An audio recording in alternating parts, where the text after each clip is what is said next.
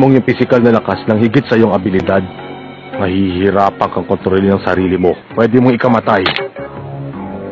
Kung gusto mong manalo, dapat ay hindi nagbabago ang iyong lakas. Kung sakaling mapapanatili ko ang aking kapangyarihan, may posibilidad pa akong manalo sa laban kung ang makakarap ko ay isang dalubhasa na nagmula sa pagpapalakas. Isang tanong, mayroong matalas sa espada. Makakaya niya bang humiwa ng mag-isa? Hindi. Ang dahilan? Dahil kailangan muna siyang gamitin ng isang tao para makahiwa. Kahit maging dalubhasa ang isang tao sa kapangyarihan ng pagpapabunga, meron pa rin siyang hindi kayang tuparin. Ang mahusay na espada ay malalim kung humiwa. Pwede mo yung gawin. Pero kung panglaban lang ang gusto mo, maaari ka na lang bumili para hindi masayang iyong lakas. Ang iyong kapangyarihan ay hindi ordinaryo para matimbang ang laban. Pero kung babagay ito sa kondisyon, posibleng makagawa ka ng isang malakas na puwersa. Ano, Kurapika, napag-isipan mo na ba ang sagot sa tinatanong ko kanina? Ang sagot sa tanong ay oo. Pwede rin hindi, dahil kailangan mo munang umisip ng paraan. Bago ka lumaban, pag hindi mo ginawa yon, matatalo ka. Dahil yung kapangyarihan ay kailangan mo munang pag-aralan para magamit mo sa pakikipaglaban. Kurapika, ano ba binabalak mo sa iyong kapangyarihan?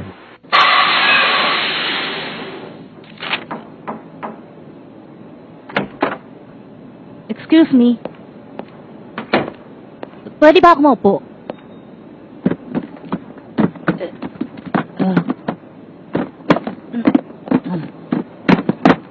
Maraming salamat. Wala yan.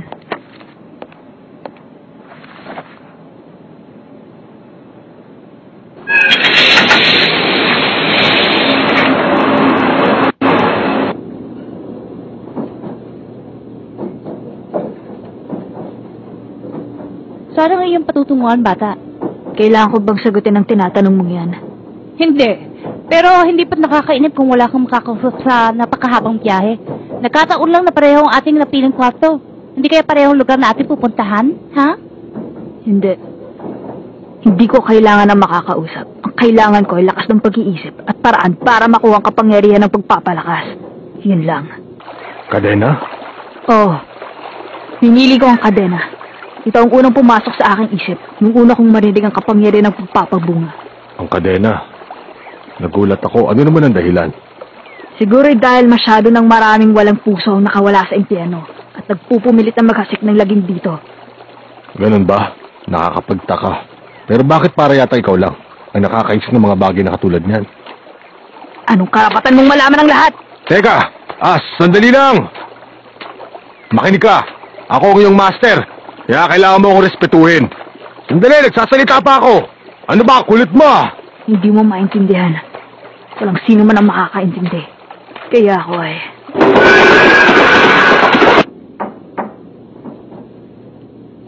Apo, pasok kayo.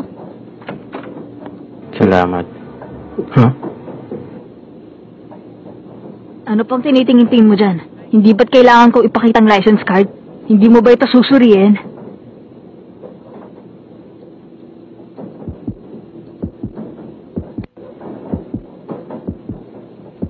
Tunay ko ito. Salamat.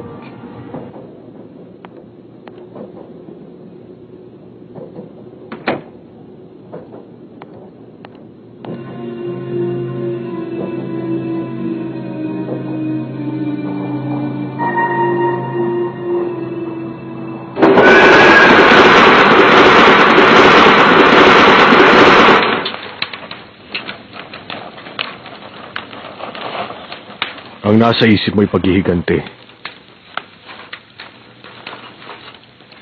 Tatanungin mo ako kung bakit ko alam? Nararamdaman ko. Yun ay dahil ako ang iyong master, Kurapika.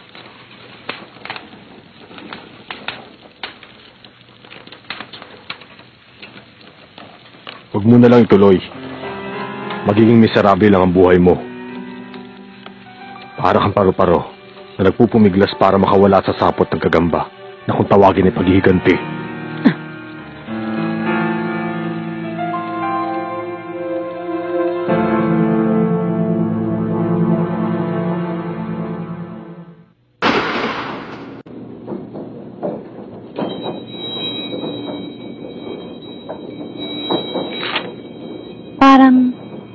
Nakakalungkot naman yata ng naririnig ko.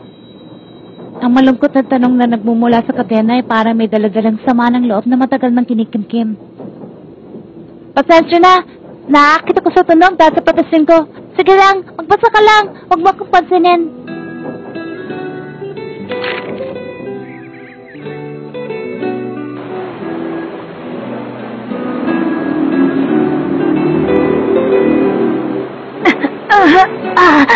Ang kapangyarihan mo ay hindi isang simple at madaling mahika. Kailangan mo munang palabasin ang enerhiya ng aura sa loob ng iyong katawan at gamitin ang lakas ng iyong pag-iisip. Madali mo lang magagawa yon, Kurapika, kung aalisin mo lahat ng bagay na gumugulo sa utak mo. Nakikita ko malapit nang lumabas ang iyong kapangyarihan, pero nakikita ko na hindi yun madali. Para magawa mo ang gusto mong mangyari, kailangan mo ng konsentrasyon at imahinasyon. Ay nako, siguro hindi ko na kailangan ipaalala pa sa iyo ang lahat.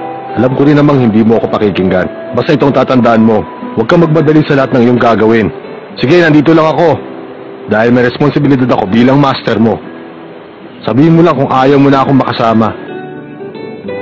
Nagsisimula na yata umulan.